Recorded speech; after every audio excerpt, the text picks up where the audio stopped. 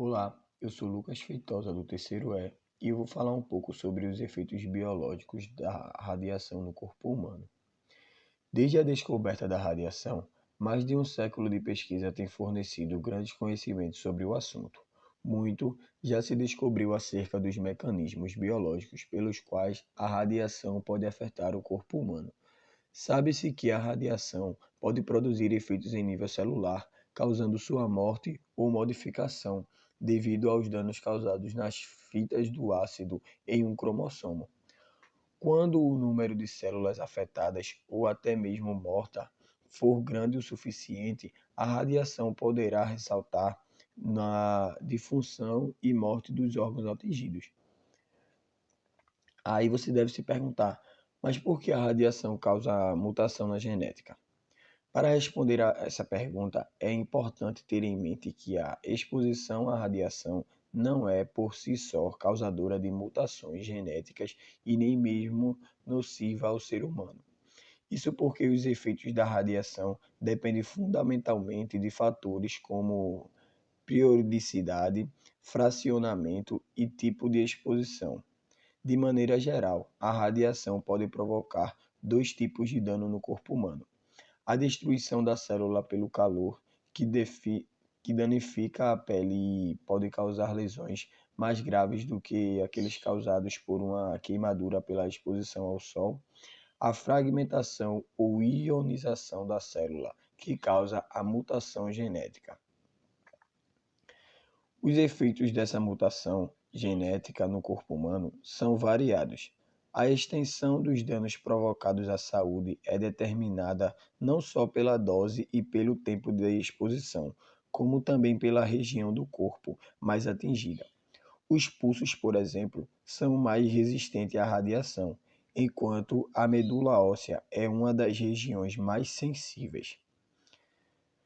No caso da fragmentação ou ionização celular, assunto abordado nesse artigo, o problema é provocado pela alta energia cinética das partículas radioatividades. Elas, ao se movimentar rapidamente, podem atingir as células, provocando a ionização. E é assim que a radiação causa mutação genética. Bom, vou falar hoje sobre as mutações nas células somáticas ou germinativas. Elas podem ser classificadas em três grupos. O primeiro grupo, as mutações pontuais, que são alterações na sequência de bases do DNA. O segundo grupo é as aberrações cromóssimas estruturais, que são quebra nos cromóssimos. O terceiro grupo são aberrações cromóssimas numéricas. Desculpe. São o aumento ou diminuição do número de cromósomos. Assim, a modificação celular pela radiação, a partir do ciclo celular e as fases do ciclo mitótico, é possível compreender que as células não apresentam a mesma resposta à radiação.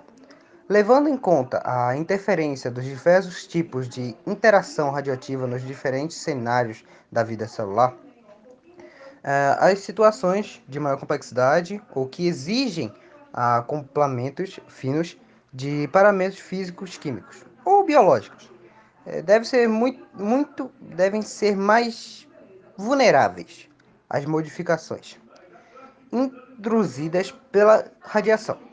Isso significa que um tecido onde as células componentes vivem aleatoriamente em diferentes fases as consequências das interações de uma mesma radiação. Pode ser diferentes em locais, diferentes no mesmo tecido. Assim, quando se fala num determinado efeito biológico induzido por radiações, está embutida uma avaliação estatística da situação. As mudanças na molécula do DNA podem resultar num processo conhecido como transformação neoplástica. A célula modificada, mantendo sua capacidade reprodutiva, potencialmente, pode dar origem a um câncer. O apreciamento de, de células modificadas podem induzir ou bloqueá-las.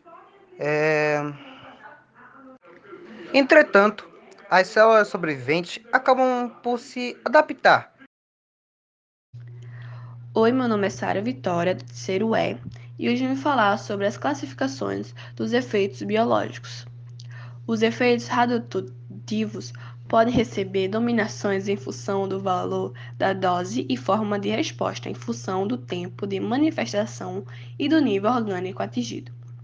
Assim, em função da dose e forma de resposta, são classificados em estocásticos e determinísticos, em função do nível de dano, e somáticos e genéticos, em termos do tempo de manifestação, e imediatos e tardios.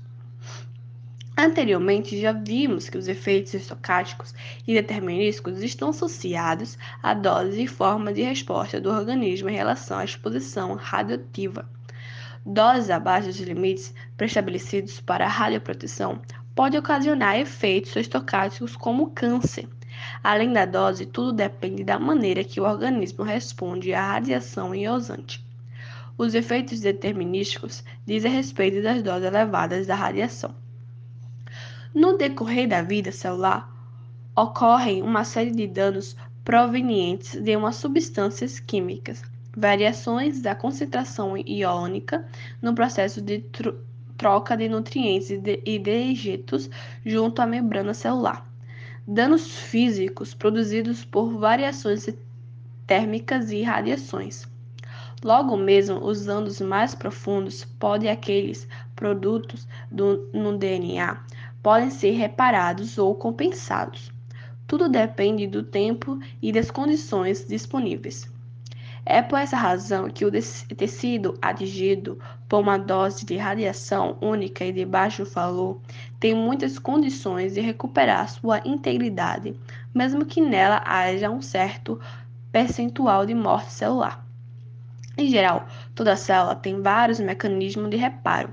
O organismo tende a repor as células e retomar o seu ritmo de operação. Nessas condições, pode-se dizer que o dano foi irreversível. Entretanto, para o efeito de segurança em radioproteção, considera-se que o efeito biológico produzido por radiação ionizante é de caráter cumulativo, ou seja, desprezar-se o reparo de dano. Os participantes do podcast é Lucas Leal, Lucas Alcântara e Sara Vitória, do terceiro E, turma tarde.